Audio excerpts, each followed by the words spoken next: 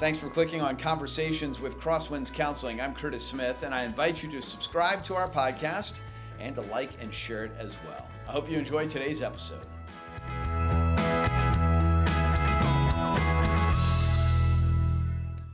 Hi, everyone, and welcome to Conversations with Crosswinds Counseling. I'm your host, Curtis Smith, and as always, joined by a Crosswinds counselor. Today, it is Michael Megonnell. Mike, thank you for being here. Yeah, thanks for having me, Curtis. Yeah, absolutely. We're talking about the importance of story today.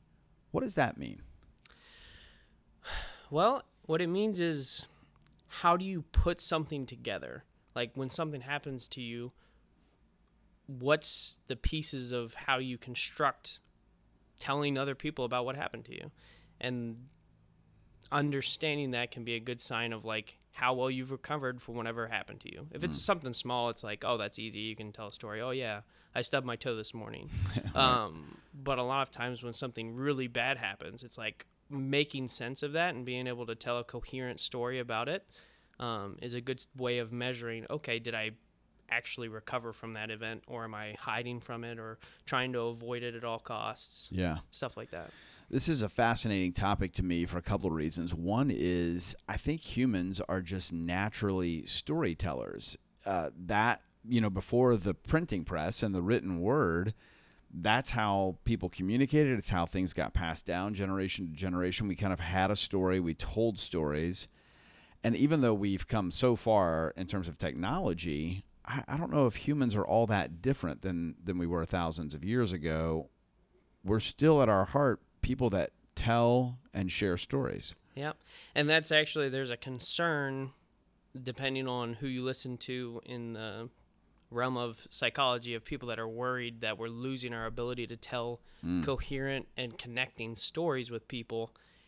And then it's like, okay, well, does that mean we won't be able to actually process our lives and be able to, like, heal from things? Right. Or share our experiences. So yeah, it can get, depending on how, deep you want to get into it, but it's it's very something that's very important to our existence. Yeah, the other angle that this strikes me from is that I find, and the older I've gotten, the more I have found, I have this running narrative in my head. I kind of have a story of my own life that I feel like I'm always telling myself, or I'm always kind of aware of. Mm-hmm.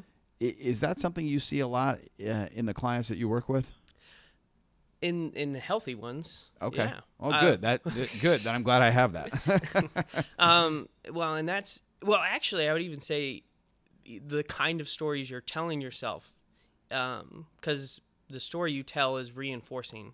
So the more you tell it, the more you're going to believe that story. So if you are depressed and you believe yourself to be depressed, or even would say, oh, I'm not good, I'm not worthy. And what's interesting is, again, who started telling you that story? So you can really start digging into this and being like, all right, where did I get my story?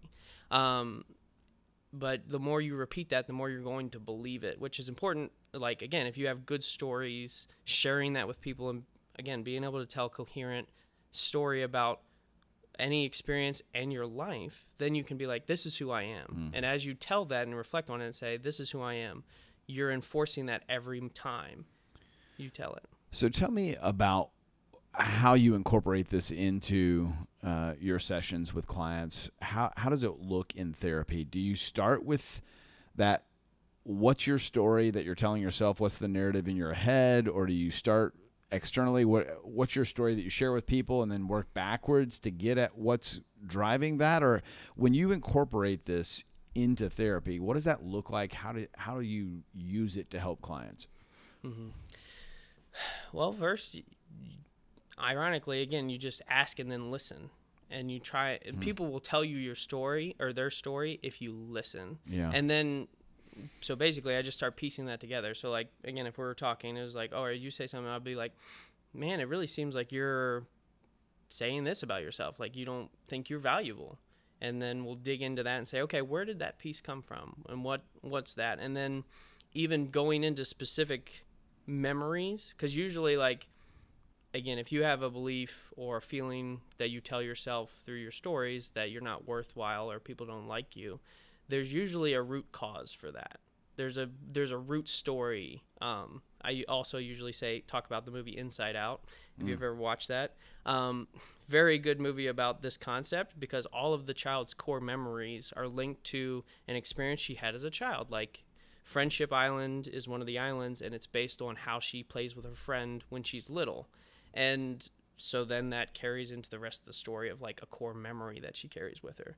So the same is true for all of us. Like, so I'll be like, okay, what's the memory, or what's the first memory you can remember that, or the most important one? And they'll usually say, oh, my dad or my mom or my teacher said to me one day that I was stupid, or that they didn't like me very much, or I wasn't going to amount to anything. And then that's carried with them for the rest of their lives in some capacity. Either they're being reinforced with that through, again, different encounters they're seeing, or they are striving to prove that person wrong constantly. Yeah, right. And so it's, again, how are you dealing with that? How are you carrying that? In this way, and in so many other ways, I feel like I've heard those first few years of life are so key. So many foundations get set. For somebody who has unhealthy foundations, and some of those first building blocks of their story are negative, how difficult is it to rewrite your story? How difficult is it to get away from some of those pieces that were put in place that have shaped your story into a negative one? For me, I think it's nothing short of a miracle. I would say, like, if you look at the brain research that I'm going through, has kind of been mildly discouraging, because it's like the guy, Jim Wilder, that I was listening to was basically talking about how if certain traumas were experienced at what age, he was like, and this person will develop into this, and this person will develop into this, and it feels very deterministic. Yeah.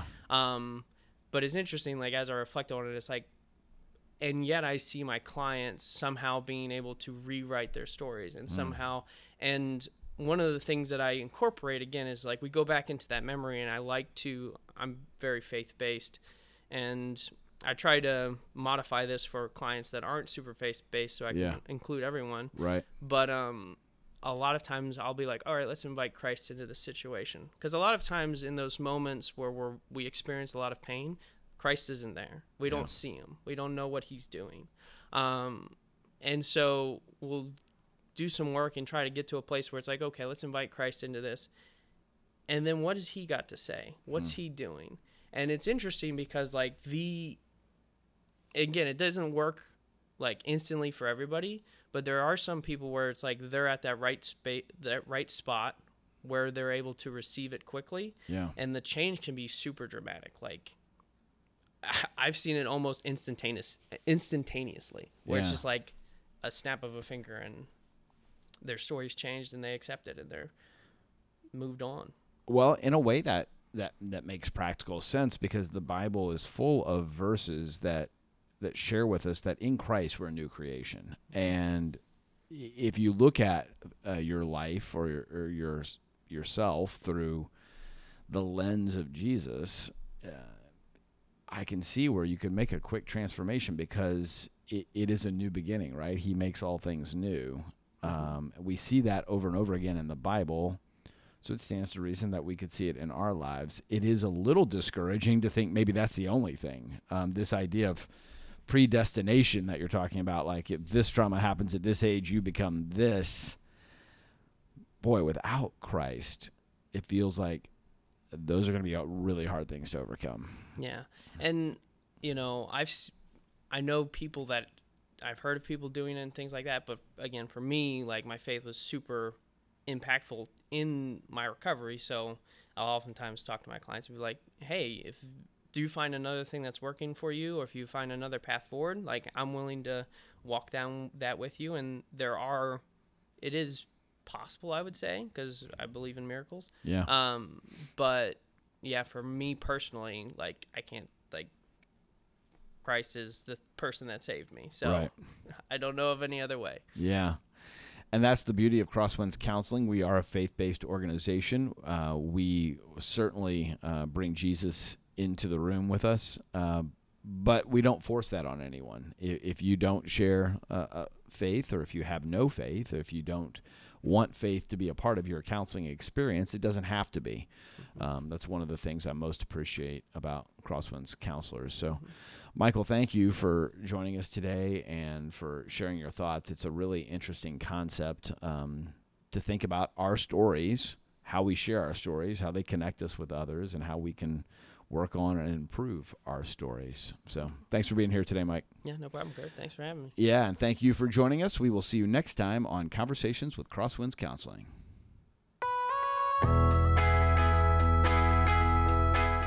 Thanks for watching Conversations with Crosswinds Counseling today. I hope it was helpful for you. Don't forget to subscribe so that you don't miss an episode. Like and share it as well. We appreciate that and hope you have a great day.